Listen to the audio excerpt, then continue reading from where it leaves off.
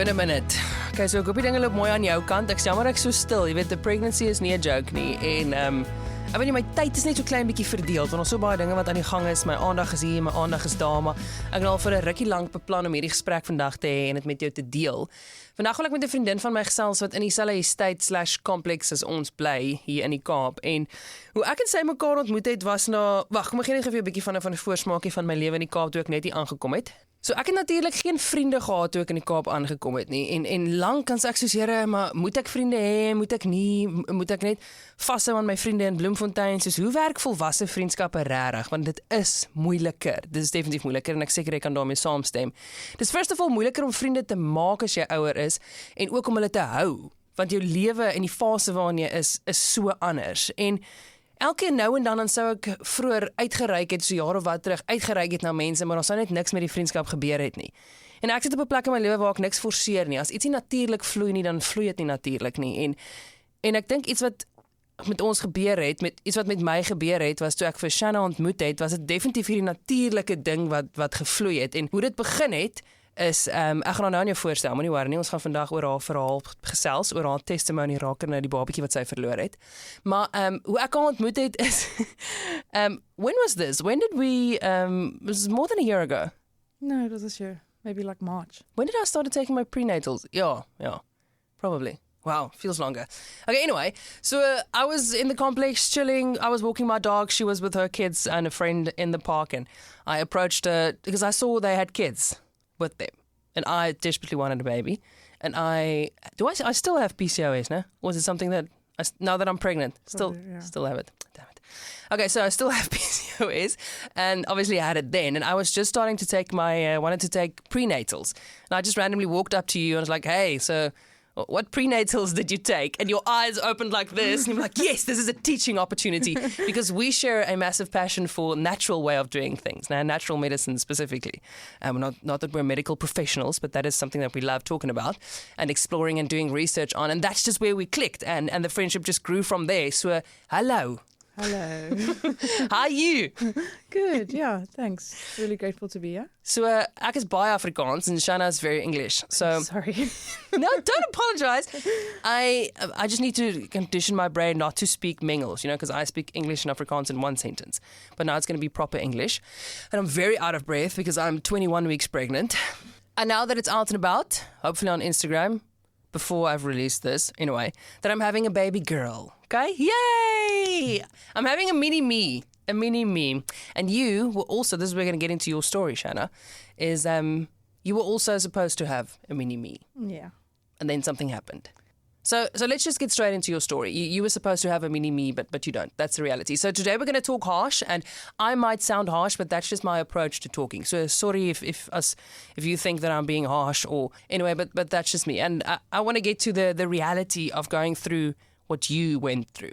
So start at the beginning, please. I'm going to give you some time to talk. Just maybe you can touch on how old you are, when you were supposed to have this baby.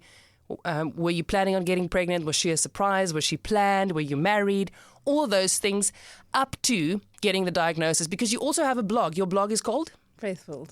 Faithful Mom, right? Well, the blog is faithful.co.za.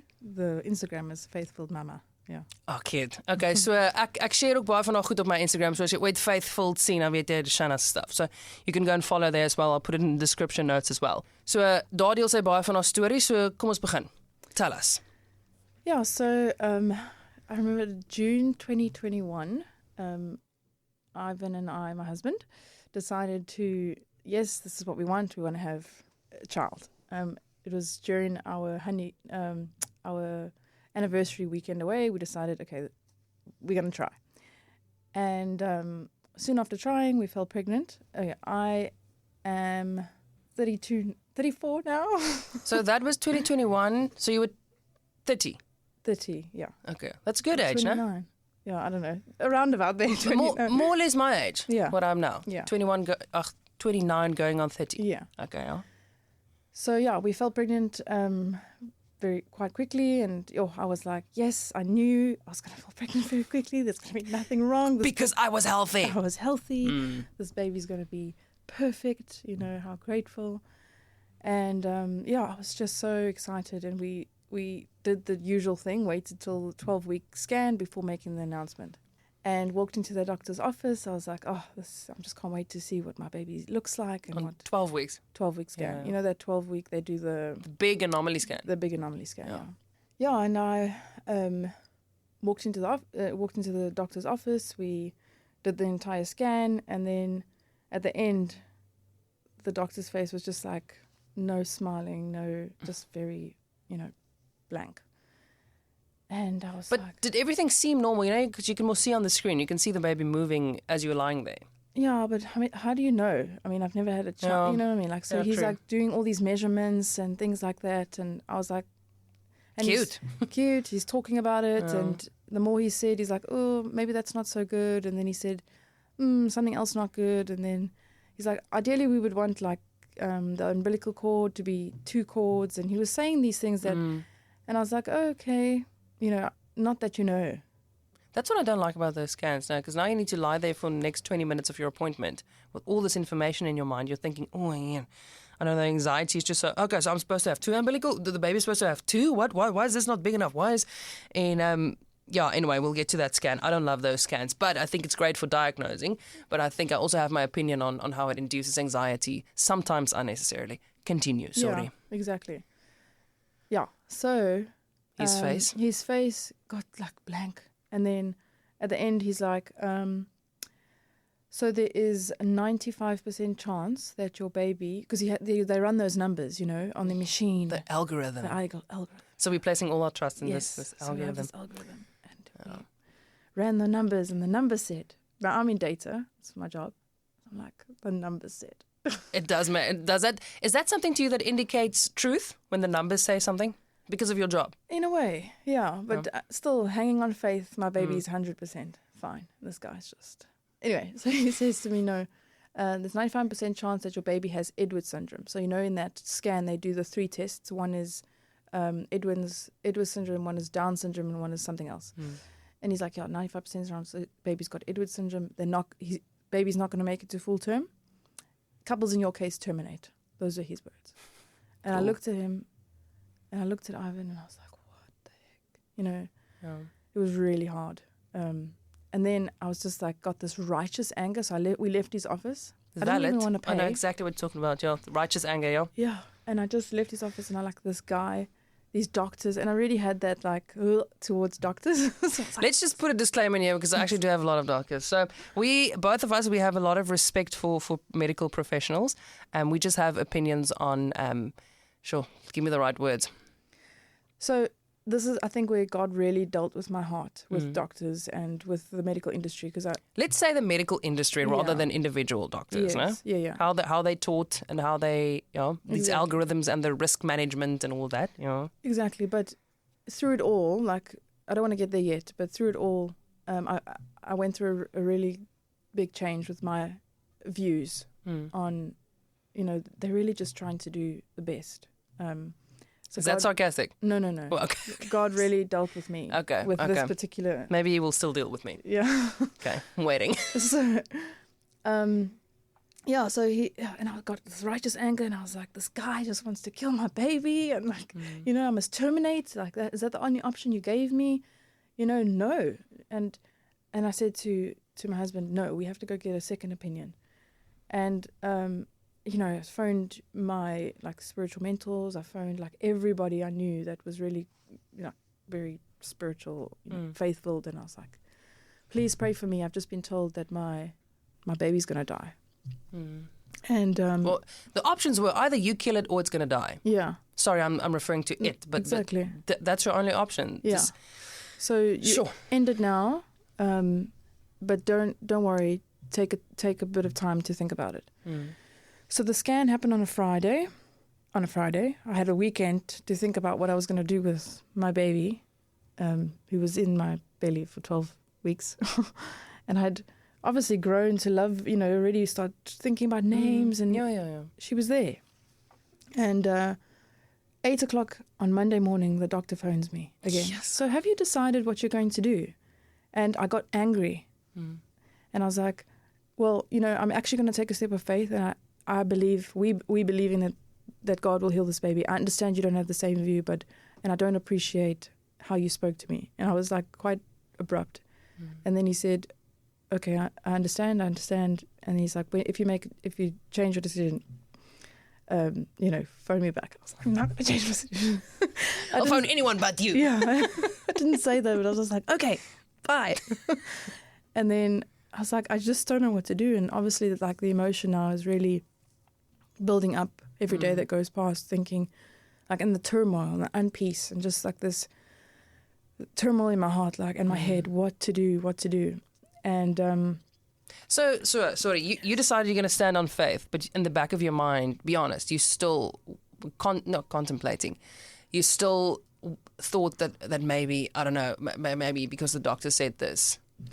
So I hadn't yet forced myself to faith. It was more a head thing still. Okay. I still didn't believe that that my baby was going to die. Like, how can somebody... I know my child, like my baby's in my belly. It's there. Like, I still believed that a miracle was going to happen if what the doctor was saying was true. So I didn't believe what they were saying at all. Okay. And obviously now I'm taking, because you get that report after the 12-week scan, I took every single measurement and I was Googling and I was on people's forums and I was like everything. I can tell you, well, not now, I mean, it's been years, but I was everything on that list. I was trying to figure out like these things and what this means and the NT and the this and the fluid and the one umbilical cord. I think sorry, back to why I don't love the medical industry is, or what I would rather wish for is for us to be a little bit more educated around these things, because we get these answers from these algorithms and this is your report and you get all these biomarkers and I'm like, what the flip does it even mean? And my problem comes in whenever your concern or your question regarding these biomarkers, especially in that 12-week scan with my preeclampsia risk, for example, I wanted to know, tell me more about this risk. Like, what are the biomarkers that influence this risk? Explain to me what this symbol means. And you just get dismissed. Like, no, that's what the algorithm says, drink your aspirin until 36 weeks. I'll see you later. Yeah. That is literally in the attitude from my experience. And that's what annoys me is I would have loved to be a bit more, first of all, met with a bit more compassion. And then just take that. I know you've had a long day, but I'm paying you almost 3,000 Rand to be here for an hour of your time. Exactly. Please just explain to me what this preeclampsia risk means. Just give me a little bit more. And I don't blame people turning to Google and ChatGPT because we don't get the answers from the people that have them. Yeah. When we do ask, we get dismissed. And that is why we turn to the internet. And I don't blame people for diagnosing either themselves or coming up with these conclusions because we get dismissed when we ask. That's my opinion and my experience. Okay, so you were on Google trying to figure out what? Yeah, and I found quite a lot of mom forums, and I think that's where I found like other people's experience, and I started reading and other people's blogs that have been through the same, and that's where I really like maybe started to come to terms with it a little bit, and following people on Instagram who had maybe been through the same thing, if not worse. But so that week after the diagnosis, I Googled or sent a message to a few of my friends and said, do you have a place where I can go that I can scan my baby that you trust? Some lady, somebody that you trust. And I got a lady in Somerset West. It was early in the morning, the following week, Friday. So now I got the news on the Friday. The following week, Friday, went for another scan. And in that meeting, I was like, okay, this lady, was a Christian lady. She's now going to tell me the truth. And she did all the little checks and everything like that, and it obviously had been a week, and the fluid on the back of the neck had actually doubled, and that's really bad. That's really bad. The fluid is not draining, and that's a really bad sign of like a generic disorder. So genetic, sorry, generic, genetic, and she held my hand and she said, Mama, your baby's not doing well. And that's when I just, she just said, and she tried to start explaining herself, and then I looked at her and I said, I know. Wow. And that's when I had to literally come to peace with that my baby wasn't going to make it, Wow. And then she said, this is a very severe case. I'm going to refer you to the best doctor in Cape Town. Which was back to the doctor. Oh, great. Yeah, And God was like, Bev, smack in your face. Get off your high horse, Yes. Shana. So now I sheepishly had to go and phone the doctor back. I'm not going to say his name. Yep, brother. And say, Doctor, it's Shana phoning. I just want to apologize for how I spoke to you on Monday. But this is, I understand that this is the thing. I like to know what the next steps are. So, yeah, then I made an appointment with him, and it was then just scan after scan after scan to actually try and find out what exactly was happening. And this is not 2,000 rand a shot. No, the scans were like lots more. Oh, your medical aid's not paying for any of those. No, a lot of it came out of savings, Yeah, you know. okay. At least you have savings. Yeah, I had some savings, but I can't even remember. Drained the savings account. I think all in all, it was like a lot of money to get all the scans, especially because there's the one where they can take the blood and then test the cells. And there's the one where they inject right into your belly, right next to baby. Through the sac? Through the sac to get those cells, which is quite invasive. So we did everything. We first started with a non-invasive one with my cells, which confirmed not Edwards, not Down syndrome, not this, not that. It was a whole bunch of that tested like 15 different types of genetic disorders, disorders, and it still didn't confirm what it was, and then we had to wait like 2 weeks for those results. Then I had to wait, and then those came still inconclusive, and then another test, and then finally the last test when they did it right by baby confirmed 100% severe case of Turner syndrome. Wag, wat is, I don't know these. So Ed is what? I don't really know all of it. I know Turner's, I can tell you that. Okay, yeah, sorry. I know absolutely nothing. I just don't have experience with these syndromes. Yeah. So what she had was? It's called Turner syndrome. Yeah. It's only can happen in females. We've got XX. It's when one X chromosome doesn't exist. Oof. So she's only got an X. So if she makes it to full term, which there are people in the world that have Turner syndrome, like a very mild case. Yeah. They can't have babies. They're very infertile. They don't have their periods. They're very short, maybe very small. Some have very thick necks. Their brain function is perfect. Like they can still function in society. I actually had a friend in school that had Turner syndrome, and she's a psychologist now. Sure. But she just can't have children. She's short. Like everything else is functioning perfectly. But I think her case was quite mild. The way all the signs were showing for Ava was like not going to make it to full term. So, yeah. Do we know what the cause is at all? Is it the sperm? Is it the egg? Is it just...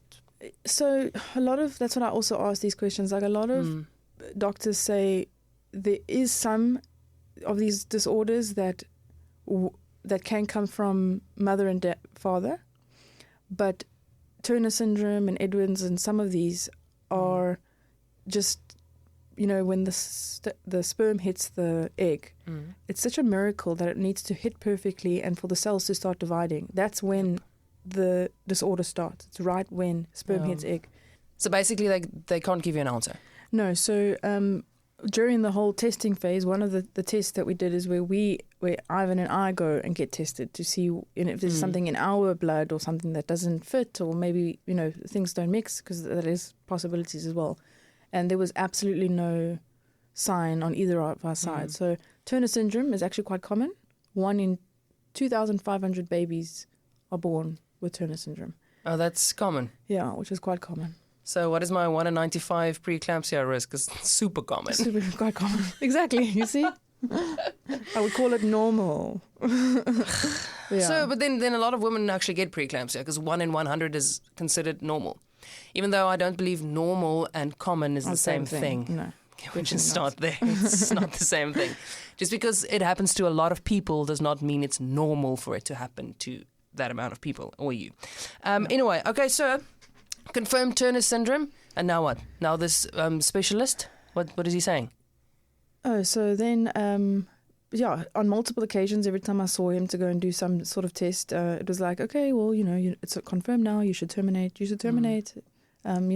Still the options there. And then he said, there's a certain, I think 16 or 17 weeks was the cutoff for termination. Anything over and above that, you have to go into natural birth. In South Africa, legal. So before 17, 18. Apparently, the baby's just too big to do it any other way. Oh, yeah. Oh, okay, this is very graphic.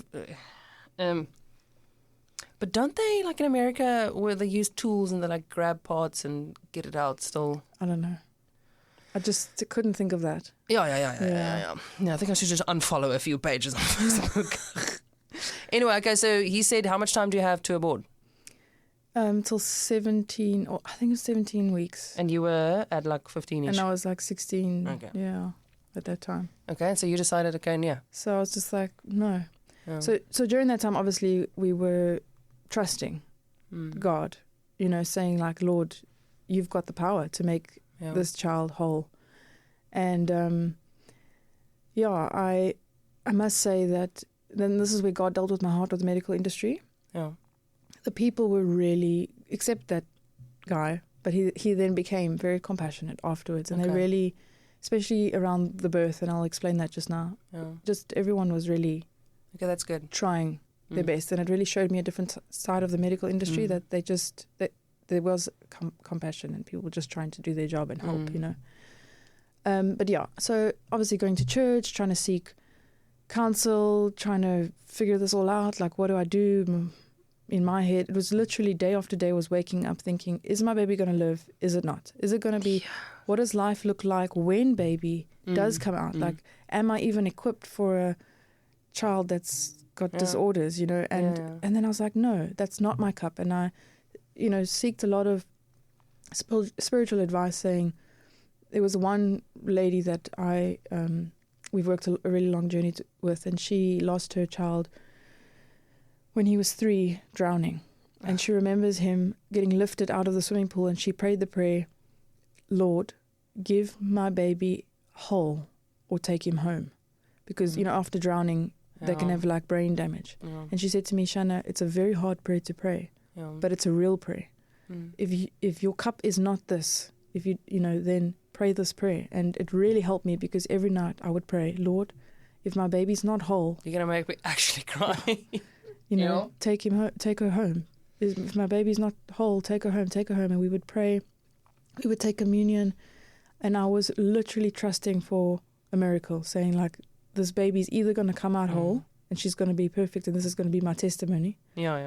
Or my baby's going home. And I will, in the world, everyone that I spoke to about it was, the comments like, oh my gosh. What I've learned, when someone's going through a hard time, you don't say anything, don't offer advice. Like what comments? On like Instagram or in person? In person, like my close friends and family.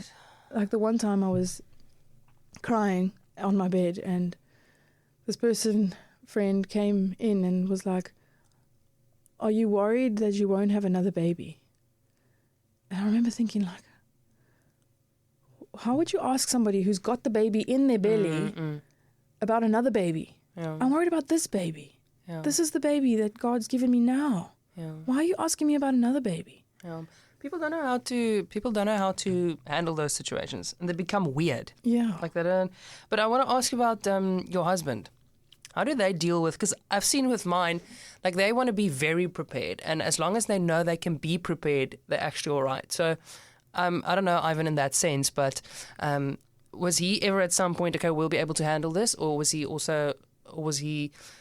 not to paint him in a bad light? I just know, how was Ivan?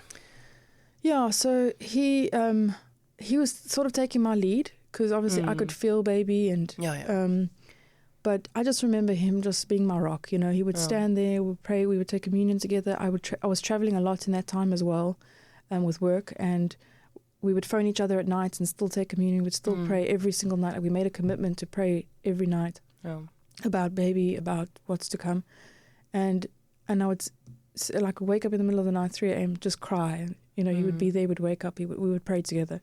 And he said to me the one time, whatever comes, we can do it. He really was, Okay, that's great. yeah. That's he great. was such My heart just breaks for women who don't have men like we do. Yeah. I think that's sure. Okay, so you decided we're not aborting, we're waiting. Yeah. For what? To see what happens, like I was And then, Lord, whatever's going to happen, you tell me what's going to happen. Yeah.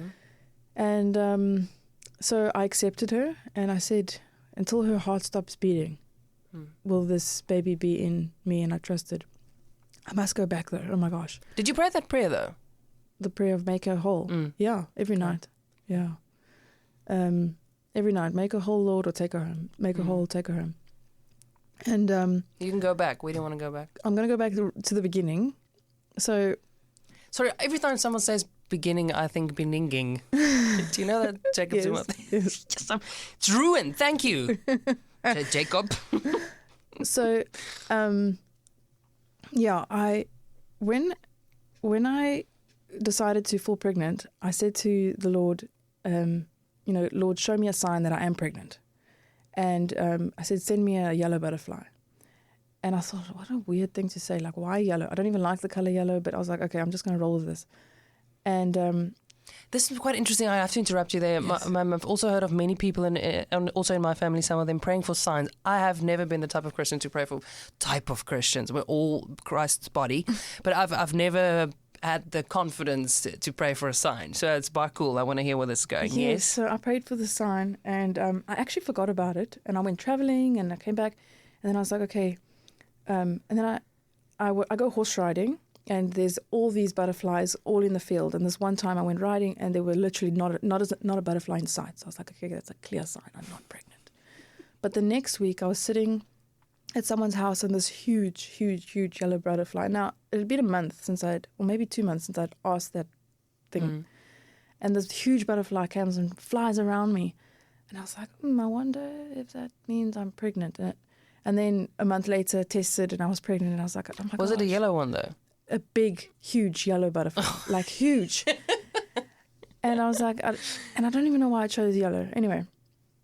And, yeah, this is very significant because when I got the news that she wasn't going to make it, I remember looking out the window the one day and I said, Lord, why? Firstly, why is this happening to me? And secondly, I need to see you. Like, show me something. And without fail, every single week from that day until she passed, until she came out, God sent a butterfly. And I mean, like, you have no idea. I'll be driving and there's this butterfly on my windscreen and I'm like, I'm on the highway. How is that butterfly sitting there? And then we went up to Joburg and I had this butterfly come and fly around me at a restaurant, and I stopped everyone. I was like, look, there's God. People like, oh, she crazy. I promise people thought I was nuts. Ugh, let them. But it was the most incredible sign that God was with me through this whole thing, Yeah. So that was very special. And still today, when I see any butterfly, actually today, I'm just like a reminder of that whole story. Yeah, that's amazing. Okay, I want to get to, because I want to hear what happened when she got delivered. But, sorry. But I want to tell you how Ava's already affected my baby. So, what I want to say is, God knew what was going to happen when he sent you that first butterfly. No? Yeah.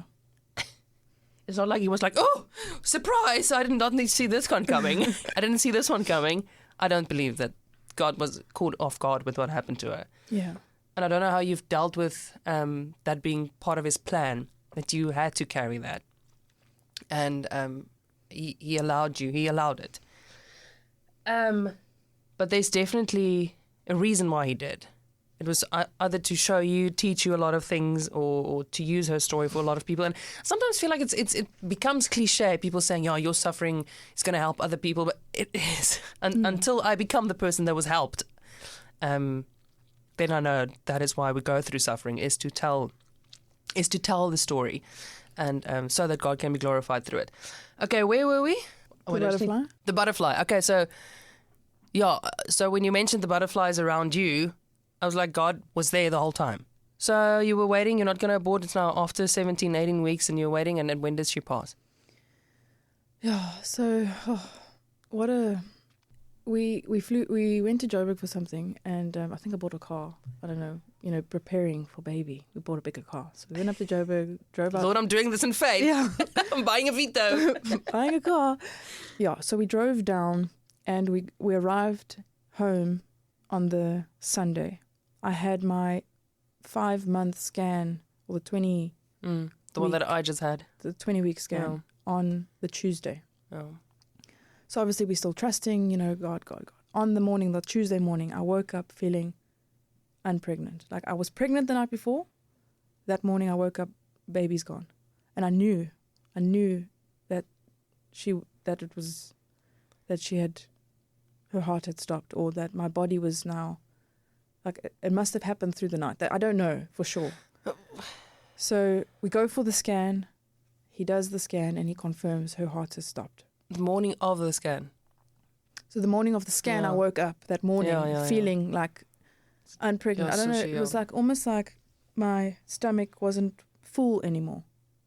So it must have happened through the night. Like that's all I can think of, because the previous night, we prayed and we worshipped and I just felt this like peace, finally. And when her heart had stopped and he confirmed her heart had stopped, I don't know how to explain the overwhelming amount of peace that came through. It was almost like, okay, it's ended now. There's not the turmoil like, if she's going to make it, is she going to come out? What does my life look like? It's like, I know now she's passed. God's taken her. And now I say, doctor, what's the next steps? So then I had to go back to my gynae. So this whole time I was with the specialists, these specialists. I went back to my gynae and she said to me, okay, we're going to book you in on Friday. We'll give you the medication. We'll give you some. This is the Tuesday? The Tuesday, yeah. So and you had to wait until the Friday? I had to wait. Well, they could have done it the next day, but I don't remember the whole thing. I think there was some stuff. I had to get approval from this medical aid, and there was all this other stuff. Yeah.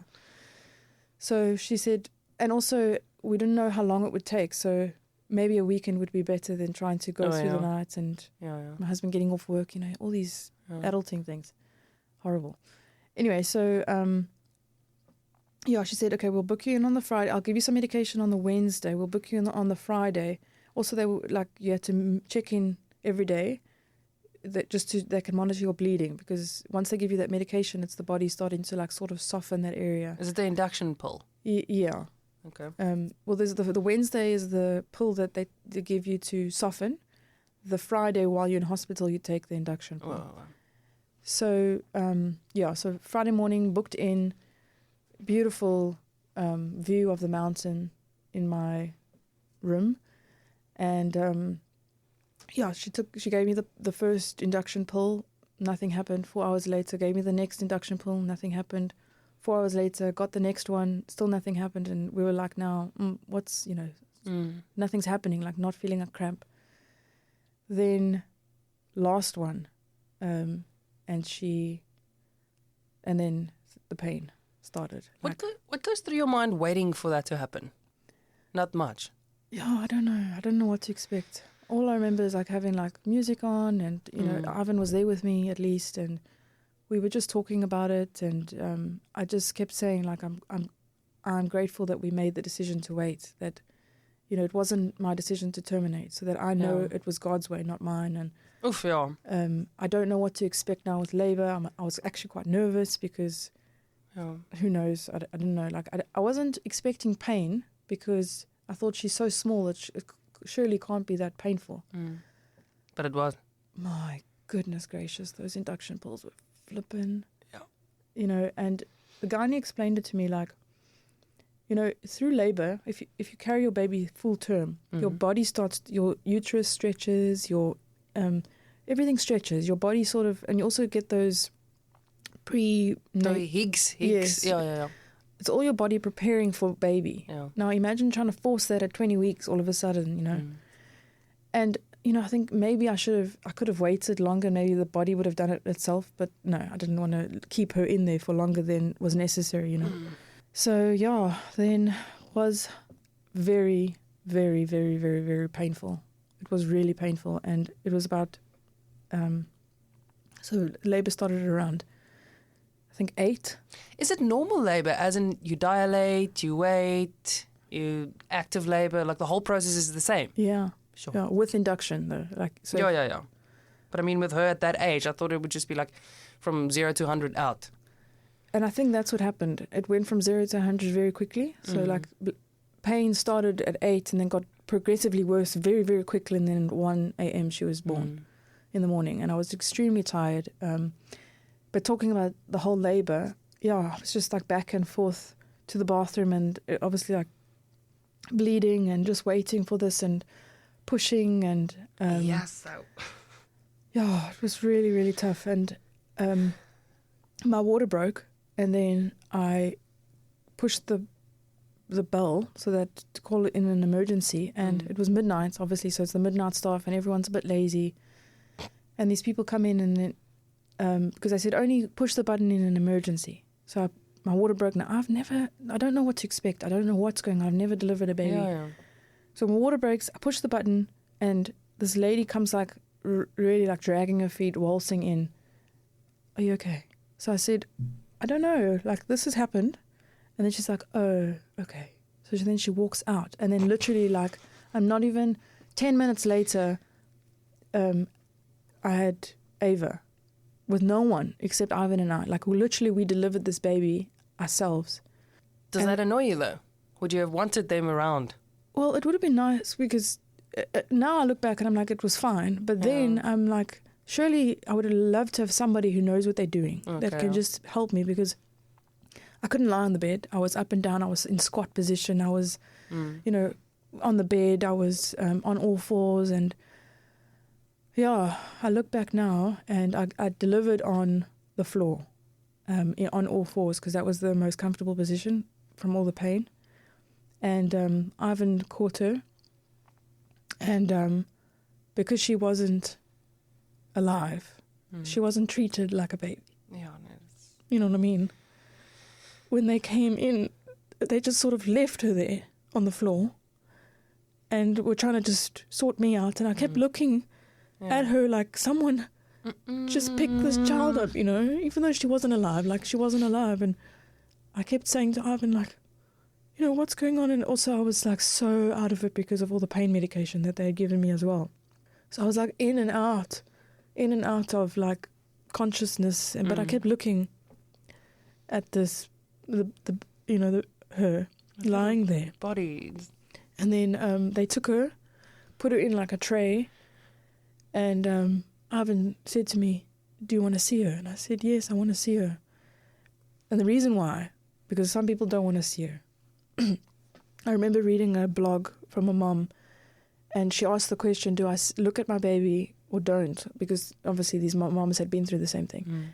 And almost every single mom that commented there said, I wish I'd looked for closure. Yeah. And I thought, I'm going to be strong and I want to see her. And so I was like, I think I want to make the decision, and I want to see her. I want to see what she looks. And she was the size of a mango, and she was perfect. Perfect. Little baby, like, the size of a mango. Little hands and feet. And this big? Yeah. Yeah, it's tiny. And, we just looked at her, and they were, like, trying to rush us. What do you want to do with the baby? And I said to Ivan, like, I'll let him make that decision. I didn't feel, I didn't feel like I could make any decisions right then. And, he said, she's got your nose. Oh, yeah. That was really hard, and I was really, really like emotional and very tired. I fell asleep after the whole thing almost immediately, and he went to go sort out all the paperwork and what they do. And then I remember waking up in the middle of the night, and shame, I mean, I'm in the single hospital bed, and Ivan's lying there with like one foot on the couch and the other foot like on the floor. And I remember saying, like, crying and saying, my husband, come and join me in bed. It was so sad, and I was crying. I was so emotional, and I was like, why are you on the floor? Like, and then everything became like 10 times more emotional. I can imagine. Yeah, but Also, your nervous system is like shattered. yeah, jeez. Okay, so Ivan told her, so after she was born, lying on the floor, picked her up, you held her, and then they took her away, and that's it. That's it. I don't know to this day what they obviously do. No, I don't think we want to know. I don't want to know. I have my suspicions. Yeah. But I don't want to know, yeah. And how long were you with her? Not long. Maybe like 5 minutes, yeah. Okay. Yeah.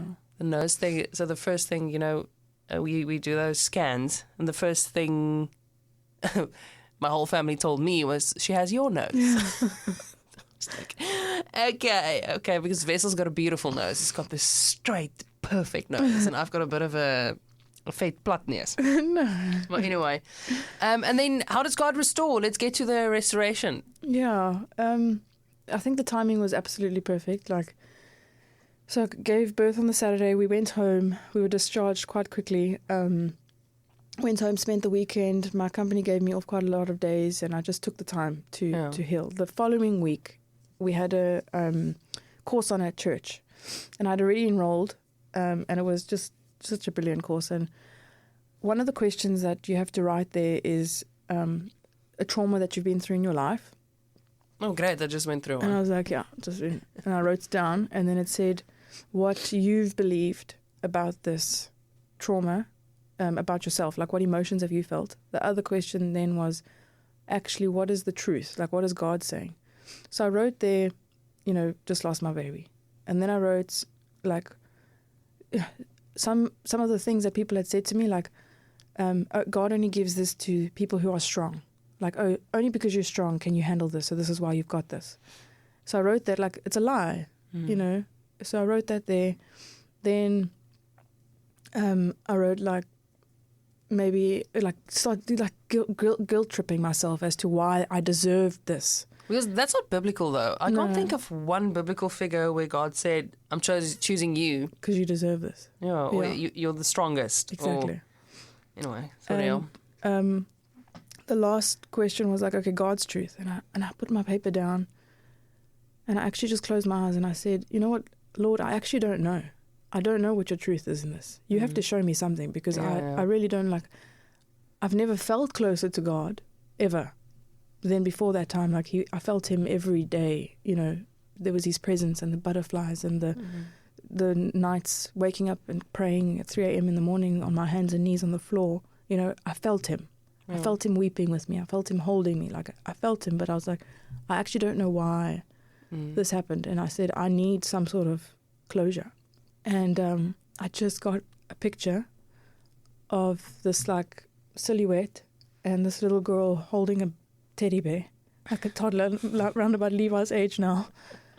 And she was walking into this, like, light. And I didn't see her face. And Jesus was there on the other side, and he grabbed her hand. And they both looked back at me. I couldn't see the faces. It was just a silhouette. And God said, you're whole now. She's whole now. That's what you've been praying for. Yeah, she's whole now. And he also gave me this verse, Matthew 5, verse 8, is blessed are the pure in spirit, because they shall see God. Yeah. And he said, she's seeing me, she's with me. And I thought, how amazing, like, she's so pure that she's actually seeing God.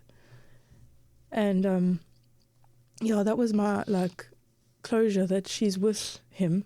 And I think I could also get closure because I knew from 12 weeks that she might not make it. So it was like preparing me for this moment. And then also another thing that happened the one time, I was walking randomly, and a little girl came running past me, and she turned and she looked at me. And in that moment while I was walking, I was thinking about Ava. And her mom called her, Ava, come here. And I was like, just these signs all the time, these little things that happened, and I was like, and this girl, like, ran, and she was just such a beautiful little girl. And I thought, God shows us those things, that he's with us. Yeah. yeah, and then through that all, like, you know, the family and the restoration and even my brother, it really changed his heart. Maybe he'll listen to this, maybe he won't. But yeah, I believe through my story, it really brought him to God. Yeah. So yeah, there's many reasons why I had to go through that. And maybe it's things that happened in the past of our generations. We never know, you know, we never know what God has, but he's restored, given me an amazing, huge baby boy. Solid. You know, and I'm really grateful. Like now I really cherish being a mother so much. It's a privilege, and I try and encourage other moms, you know, it's not to be taken lightly. It's a mantle. It's a anointing. It's a ministry to be a mother. It's not just, oh, here's your baby. You know, we're here to bring up the next generation and do it strong. You know, the other thing that I saw on internet, I don't know whose blog it was, but she was writing about how the world is trying to tell women that it's unfortunate when you fall pregnant. How either your contraceptive didn't work, or they have to take off work, or it's going to be this burden. Remember how painful it was? And I've fallen victim to many of those things, because so the initial thought was, oh yeah, I'm excited, yeah, I'm grateful, thanks. The second thought was, oh, my maternity leave is unpaid. Immediately, it became a burden. Yeah. Now I have to do this and this and this and this and this. And that's the enemy trying to shift what God intended as, I believe, is one of the sole purposes of a woman, is to be a mother and to love her husband, you know, all those things, is the family. And immediately the enemy wants to turn that into, oh, unfortunate. Now, and also the way in how, like, contraceptives are just being handed out like sweets. Oh, you got a pimple, here, drink this pill. Yeah. You might be infertile, but at least you're not going to have a pimple at the age of 16. Yeah.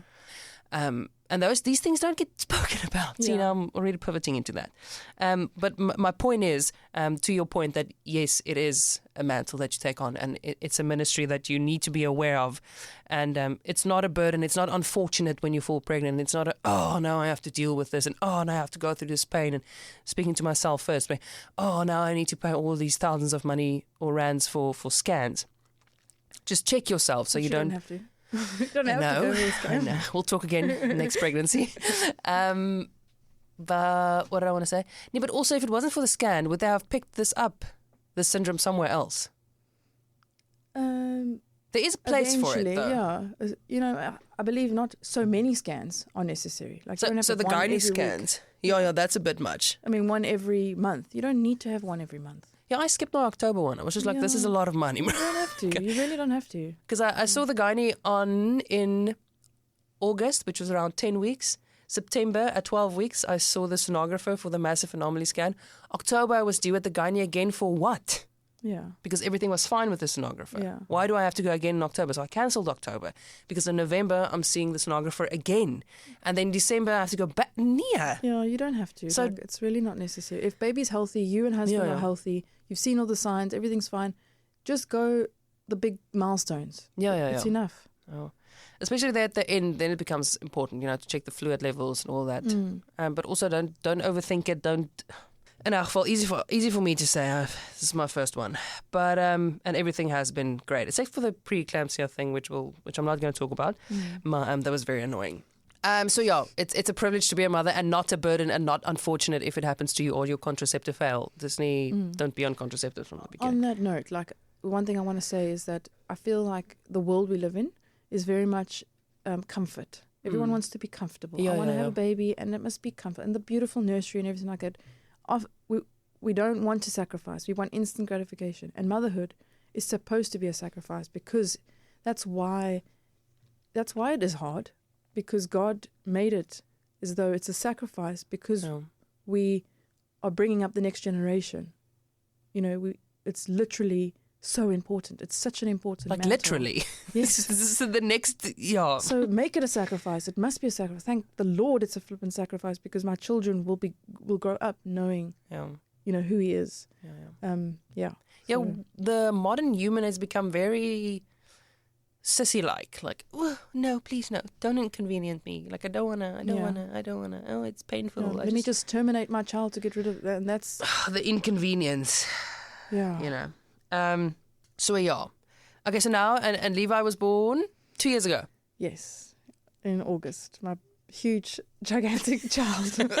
He's been breastfed, that's why he's so huge. Fully breastfed. And yeah, I think what fueled me for Levi was just to do everything, not right. I mustn't say that because and I think that's what also God challenged me in. On your control. I try to control everything with Ava, and only God can make a perfect baby. And I let loose a little bit more with Levi. I was like, I'm going to eat the things that I want to eat, and I'm going to not be so strict on this and that and this. But it also really pushed me more into the natural way. And I was so determined to breastfeed. So I read all the books. I went to all the Leash League meetings in my maternity leave. I found a doula. I found everyone that can help me, and I surrounded myself with really good people that could support me in that. Because often it was like, but maybe you can't breastfeed. And I was like, I will breastfeed. It's not I can't, I will. This is very important to me. God made breast milk for a reason. Yeah. And I read all the benefits of breast milk, and I think that sort of fueled me to make sure, and I'm still breastfeeding. He's 2.5. Well, 2-3 months. We're going to stop soon, I promise.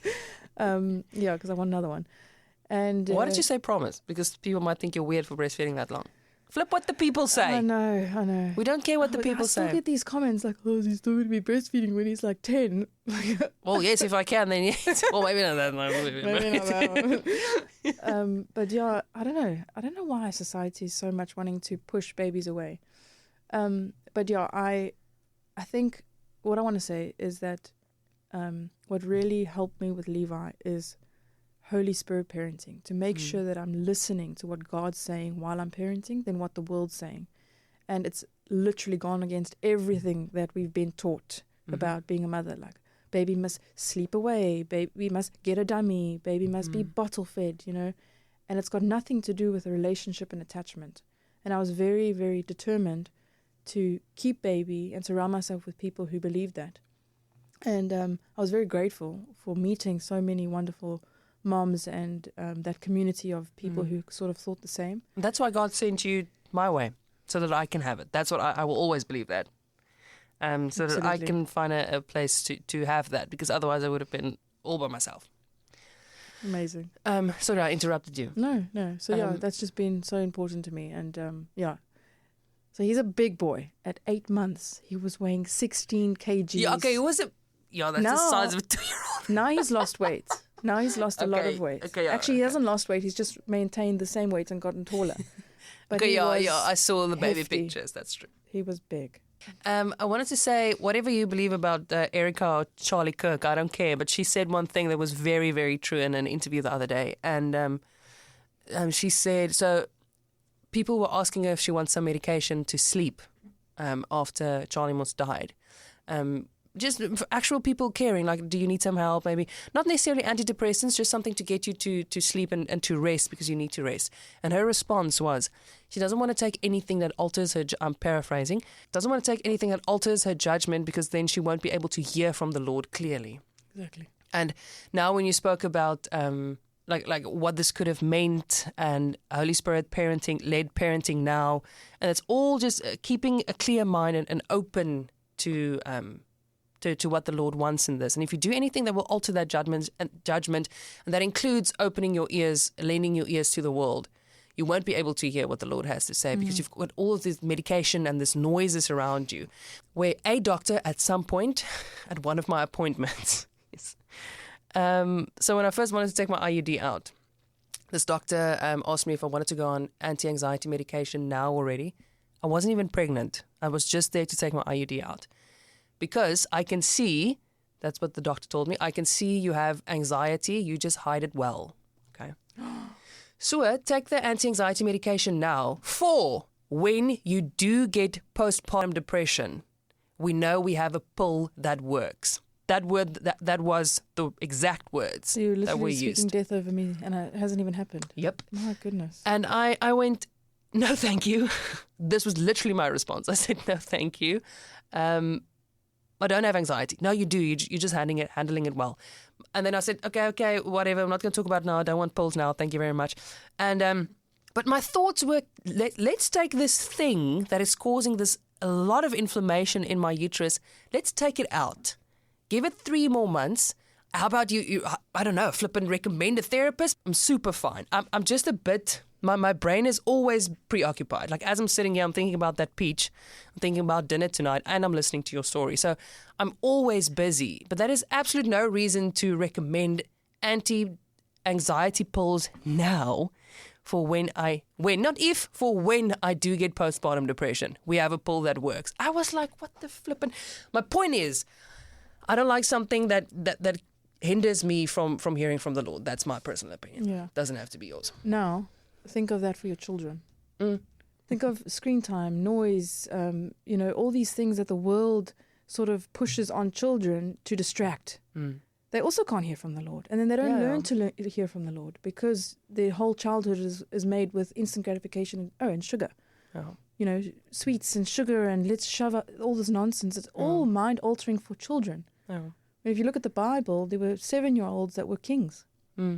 Because they were able to hear. From God, yeah. They weren't hindered or kept from. Yeah. And actually they were enabled to. Yeah. This is how we fast. This is how we pray. Learn it now. And you weet. Anyway, okay. So, what I wanted to say. So, when was having a girl? In our first scan at 12 weeks, she said she's 75% sure that this is a boy. Okay, and I get percentages, algorithms, whatever you want to say. What data said.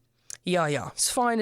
I'm not blaming anyone. Like, we just couldn't see properly. Okay, the point is, we were 75% sold that this is a boy. Okay, so now I kept on thinking and telling my husband, telling Vessel, let's not get too excited. Not that we're not excited for a girl. Point is, let's not fixate on a boy because there is still a chance that it could be a girl. Let's just keep open mind, whatever. But to some extent, you do.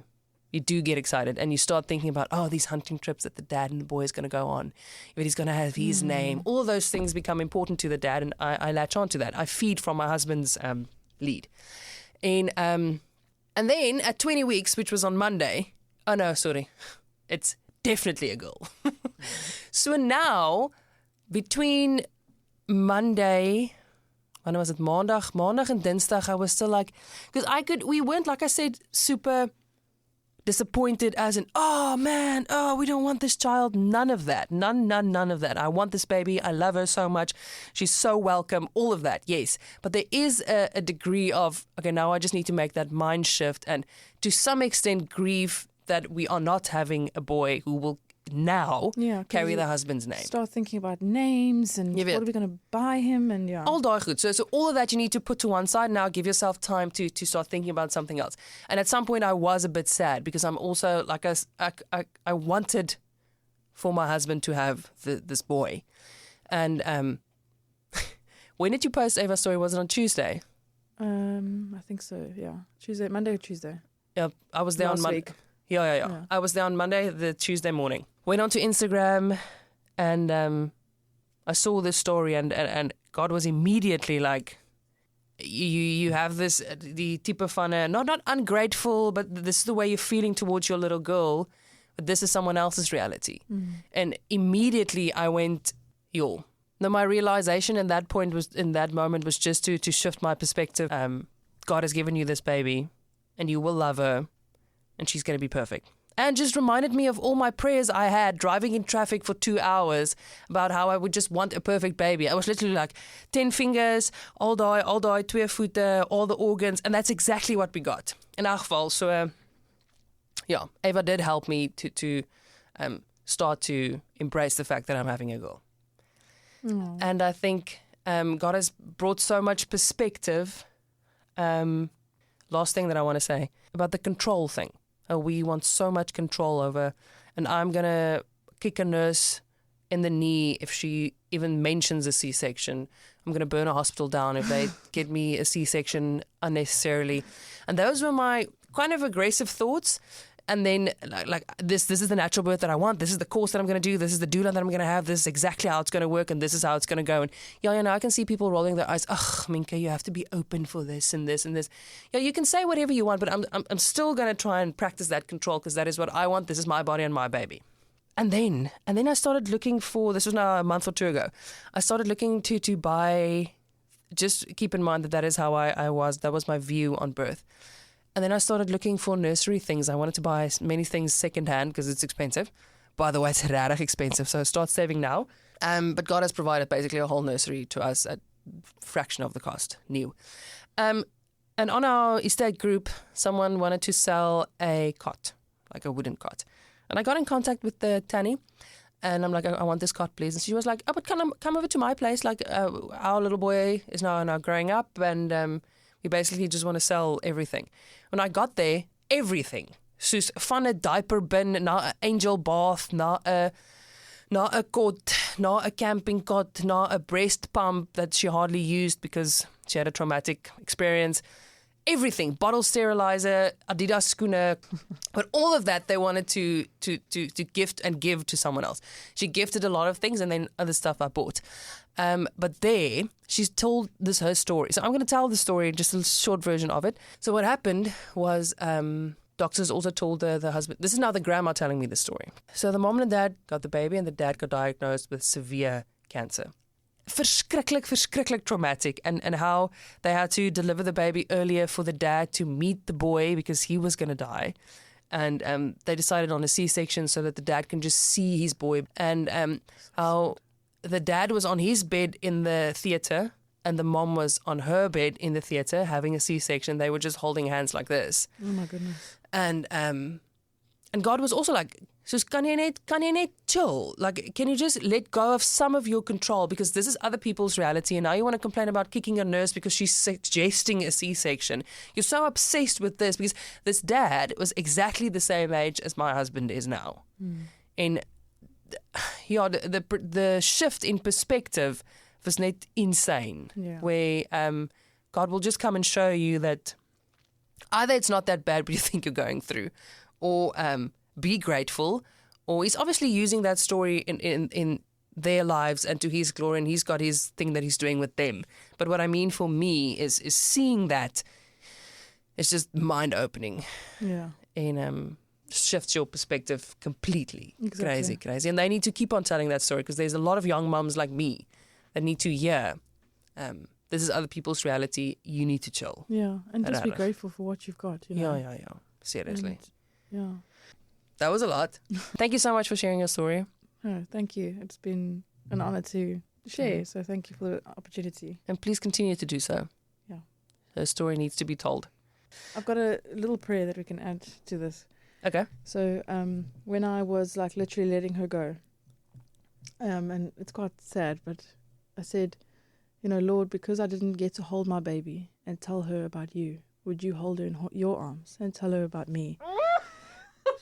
Yeah. It was like, okay, Lord, that's my last prayer, please. Ja, shame. Okay. Alright, hier is nou die derde keer wat ek huil. So ek gaan nou sê, dankie dat jy saam geluister het. Ek hoop om binnekort weer 'n episode uit te bring. I don't know. I'll see how pregnancy handles me. And by the way, ek voel 10 keer beter. Yes, that first trimester, I was this close to, no, I don't want to say it, not to death. But it felt like it. I was this close to crying every day. It was Sacrifice, Minka, sacrifice. So bad. Also, I don't think it's normal. Probably not. Why are we all going through this? I don't know. Because insides are whack. Yeah. Okay, drink your bone broth, eet jou sauerkraut. Bye.